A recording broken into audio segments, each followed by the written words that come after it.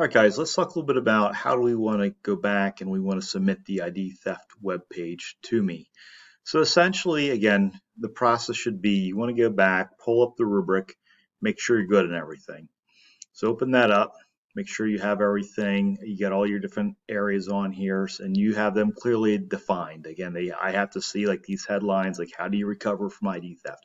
What are the consequences?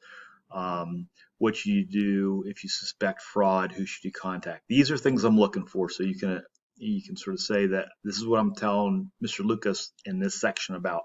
So that has to be defined. So double check everything. Make sure you look at all the rubric stuff here in that right hand edge. Also, real quick here, we've already talked about images, but let's talk about text. Okay, the font has to be easy to read. With the background images. So again, if you have like a dark background, you have to have light text. My suggestion is pick a theme, okay?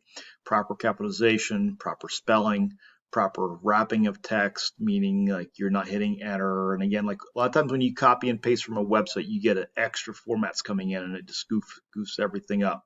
So you need to clean that up. Okay, proper use of headlines. So again, make sure the bigger text should be your headline, and then your body text should be something different. Sometimes I use subheadlines as well to make it sort of like a medium text as well. All right, so when you're ready to submit, you want to go back into um, Adobe Spark. You want to make sure that you have everything done. You essentially just go back. You're going to open up your project. Once this loads, and again, you want to wait to the very end to do this. Okay, so you got to don't do this now, then try to go back and edit because it's not going to work. And I'll count it as being late if the link does not work for me. So you got to go to share and you hit publish and share. Now, when you go to publish and share, you have to pick a category over here. Just choose education and create link. Give it a second to load. So again, here's what we want to do. So I'm going to go back here, my shareable link, I'm going to hit copy. I'm going to jump back into Schoology.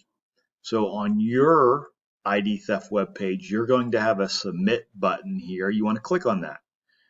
You're going to have a couple tabs. Hit create new.